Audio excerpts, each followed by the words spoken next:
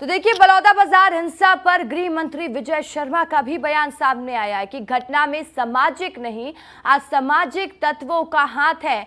मुझे तो लगता है कि ये लोग छत्तीसगढ़ के नहीं बाहर के होंगे। करोड़ों का नुकसान हुआ है और इसकी भरपाई आरोपियों से की जाएगी।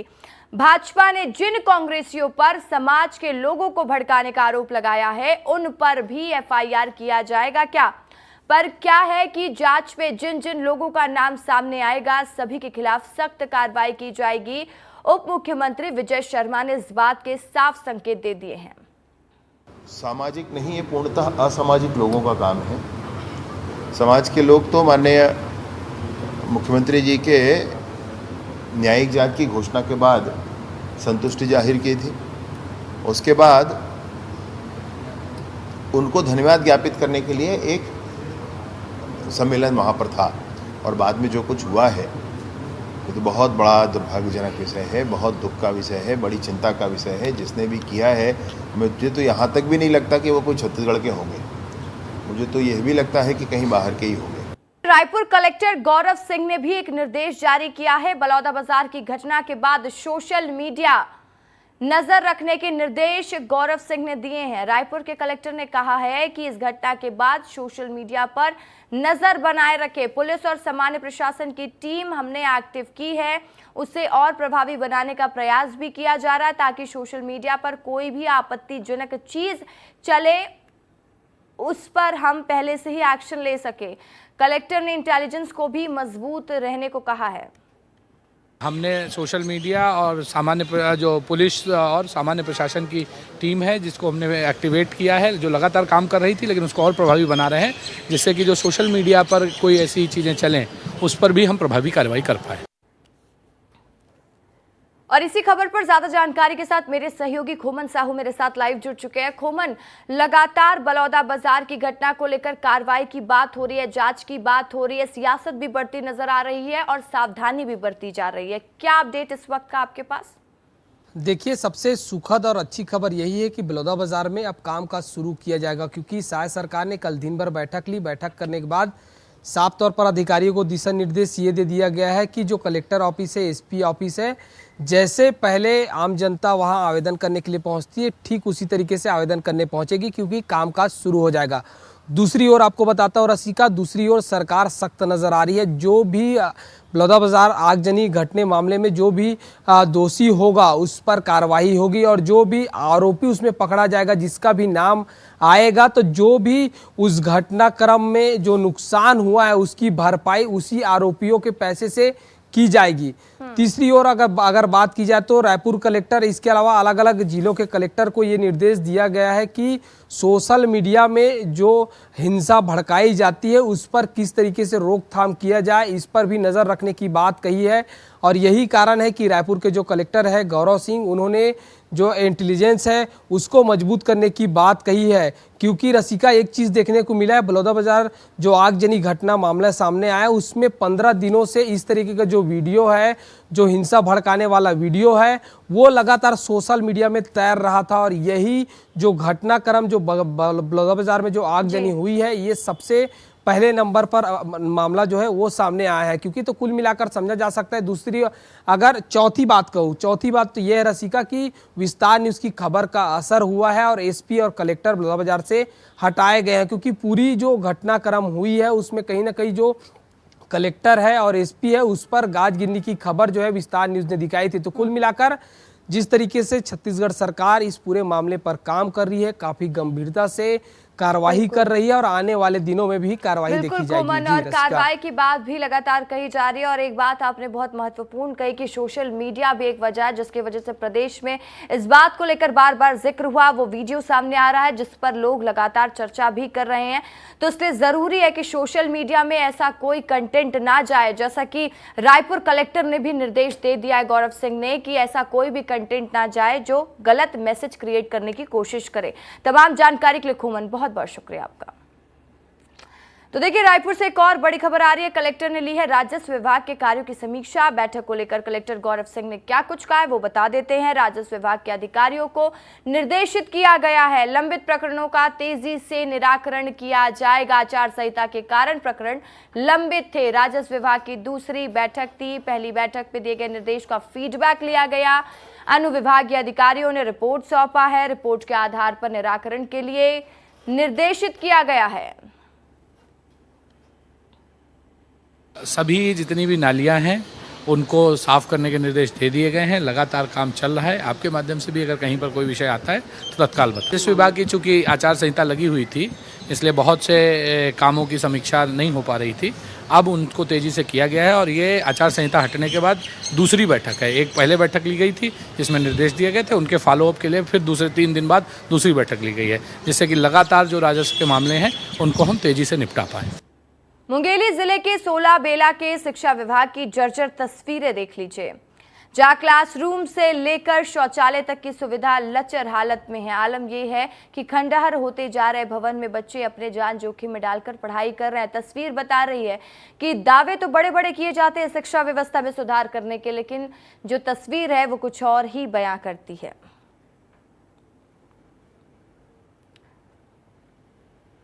तो देखिए, रायपुर वासियों के लिए बड़ी जानकारी है, बड़ी खबर है, क्योंकि सभी पेट्रोल पंप 1 बजे से लेकर 3 बजे तक बंद रहेंगे। दरअसल पेट्रोलियम डीलर्स एसोसिएशन के एक सदस्य को श्रद्धांजलि दी जाएगी, जहां श्रद्धांजलि सभा के दौरान दोपहर 1 बजे से 3 बजे तक पेट्रोल पंप बंद करने का फैसला लिया गया है।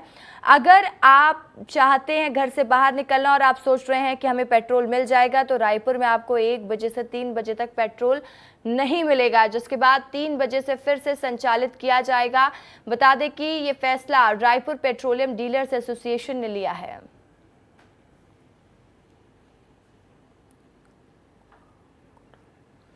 जांजगीर चांपा के डोंगा कौरौद गांव में लोगों ने सड़क मरम्मत की मांग को लेकर कलेक्टर को एक ज्ञापन सौंपा है। आपको बता दें कि ग्रामीण पिछले 10-12 वर्षों से सड़क मरम्मत की मांग कर रहे हैं, लेकिन प्रशासन के कानों में जू तक नहीं रेंग रहा है। सड़क की हालत इतनी खस्ता है कि मरीजों को अस्पताल ले जाने की समस्या उत्पन्न होती है। आक्रोशित ग्रामीणों ने जिला प्रशासन को 7 दिन का अल्टीमेटम दे दिया है और मांग पूरी न होने पर मुख्य मार्ग में चक्का जाम करने की चेतावनी दी है। रोड है इतना ज़्यादा खराब है कि हमन वाहन वाले में तो थोड़ा बहुत चली जाते। गड्ढा इतना है कि पैदल चलने वाला तो पैदल चल ही नहीं पाते। काम बूता तो हमन जैसे कि गांव घर से निकला था काम बूता खेत वेत जाए के लिए, तो हमन के लिए तो चले के लिए कुछ है नहीं है। एकदम गड्ढा है, बहुत ज़्यादा गड्ढा है, बड़े बड़े वाहन चलत है। कलेक्टर महोदय से मिले आ रहे हैं कि हमारे रोड के जो काम है वो कब के पास हो गए हैं, लेकिन आज तक नहीं बनाते। रिपेयरिंग होते कथे, लेकिन गड्ढा में मिट्टी ला ही पाड़ देते और गिट्टी ला पाड़ते तो वो तुरंत गिट्टी बड़े बड़े गाड़ी चलते तो तुरंत फेंका जाते वो, जेकर से रोज एक्सीडेंट होते और जान जाए के खतरा हेवाए। हमारा यहाँ निवेदन करे आए हैं कि रोड ला जल्द से जल्द बनाया जाए। तो देखिए, पेंड्रा में जंगलों में दिन दहाड़े बेशकीमती सागौन के पेड़ों की अंधाधुंध अवैध कटाई हो रही है। बावजूद इसके वन विभाग चैन की नींद सो रहा है। मरवाही के डुंगरिया, रुमंगा, सेमरदर्री समेत अलग अलग वन क्षेत्रों में लकड़ी माफिया एक्टिव हैं। बड़े स्तर पर जंगलों की कटाई से जंगली जानवर भी अब आबादी वाले क्षेत्र की ओर रुख करने लगे हैं, लेकिन पूरे मामले के संज्ञान में होने के बाद भी मरवाही वन मंडल डीएफओ कुछ भी कहने से इनकार कर रहे हैं।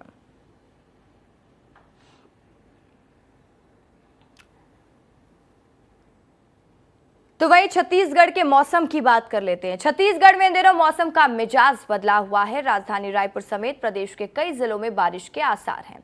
कई जगहों पर गरज चमक के साथ बारिश की आशंका है। देश में अगले 2 दिनों तक ऐसे ही मौसम रहने की संभावना है। वहीं मौसम वैज्ञानिकों का कहना है कि आगामी 24 घंटे में प्रदेश के उत्तरी और मध्य भागों में अधिकतम तापमान में कोई विशेष बदलाव होने की संभावना नहीं है।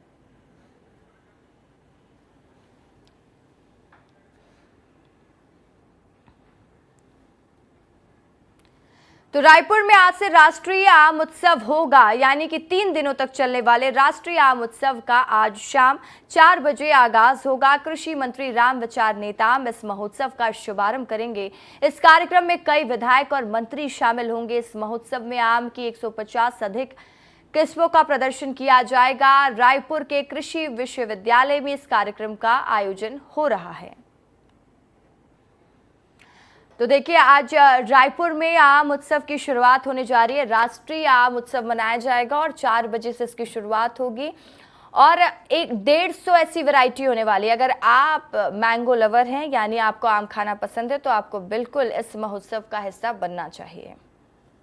राजधानी रायपुर के मुख्य मार्ग में मौजूद स्काई वॉक का काम सरकार फिर से शुरू करवा सकती है।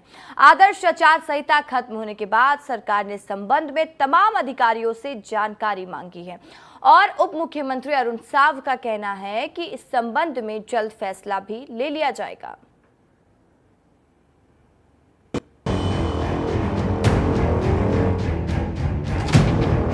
राजधानी रायपुर का मुख्य मार्ग इस बात का गवाह है कि अगर सरकारी प्रोजेक्ट्स सही समय में पूरे ना हों तो कैसे कबाड़ बन जाते हैं।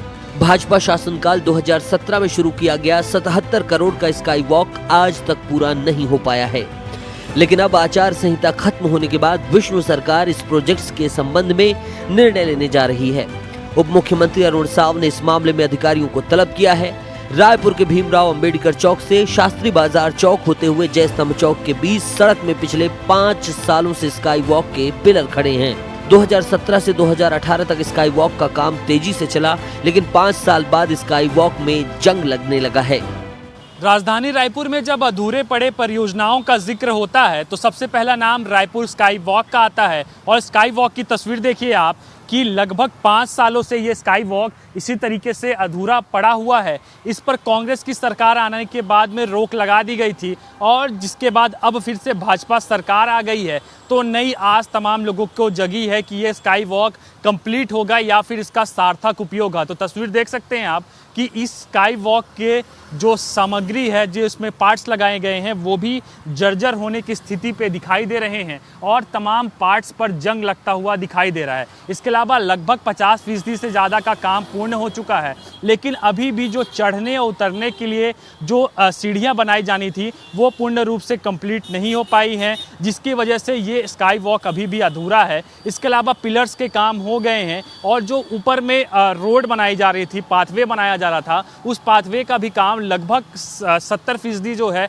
वो पूर्ण हो चुका है। अब क्योंकि सरकार ने आदर्श आचार संहिता खत्म होने के बाद में नए सिरे से इसको बनाने को लेकर या फिर इस पर जो बेहतर विकल्प हो सकता है उसको लेकर अधिकारियों को तलब किया है। उप मुख्यमंत्री अरुण साव ने इसकी जानकारी मंगाई है और ऐसे में एक बार फिर से नई आस जगी है कि रायपुर स्काई वॉक का सार्थक निर्णय हो पाएगा। कैमरा पर्सन राजेंद्र भारद्वाज के साथ रोहित मिश्रा, विस्तार न्यूज़, रायपुर। 2017 में जब स्काई वॉक बनाने की चर्चा हुई तब डॉक्टर रमन सिंह के नेतृत्व वाली भाजपा सरकार में पीडब्ल्यूडी मंत्री राजेश मूणत थे। 2018 में विधानसभा चुनाव होने के बाद भाजपा सरकार के साथ पीडब्ल्यूडी मंत्री राजेश मूणत भी सत्ता से दूर हो गए, लेकिन अब एक बार फिर सत्ता में भाजपा की सरकार है और राजेश मूणत भी विधायक बनकर आ गए हैं। ऐसे में विष्णु सरकार एक बार फिर से नए सिरे से स्काई वॉक की फाइल खोलने जा रही है। उप मुख्यमंत्री अरुण साव ने अधिकारियों से संबंध में जानकारी इकट्ठी की है। वहीं उन्होंने क्या कहा है, जरा उससे सुनिए।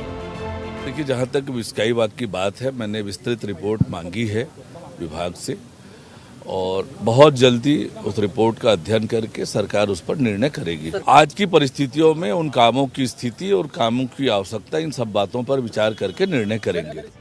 राज्य में कांग्रेस सरकार आने के बाद 2019 में इसका काम रोक दिया गया। स्काई वॉक के निर्माण पर रोक लगाने के बाद सुझाव समिति का गठन किया गया। इसमें 22 सदस्य शामिल रहे। विधायक सत्यनारायण शर्मा की अध्यक्षता में इस समिति की बैठक आयोजित की गई, जिसके बाद 3 जनवरी 2023 को दस्तावेजों के साथ एक पत्र ACB EOW को भेजा गया। इसमें स्काई वॉक में भ्रष्टाचार और अनियमितताओं की जांच करने का आग्रह किया गया। शिव कुमार डहरिया ने कहा कि स्काई वॉक की उपयोगिता ही नहीं है। देख ले, अगर उपयोगिता है, सरकार को उसका प्रायोरिटी का निर्धारण सरकार को करना है, लेकिन छत्तीसगढ़ में, रायपुर में स्काई वॉक में कौन घूमेगा? क्या आप लोग एक आध बार एक जगह दूसरे जगह जाना है तो स्काई वॉक में चल कर जाएंगे? तो उसकी उपयोगिता नहीं है, इसलिए हमारी सरकार ने उसको रोक के रखा हुआ था। कमेटी बनी हुई थी, भाजपा के लोग तो कभी उस कमेटी में आकर कोई सुझाव दिए नहीं। अब वो सरकार अपना प्रायोरिटी तय करती है, लेकिन जनहित में प्रायोरिटी तय होना चाहिए।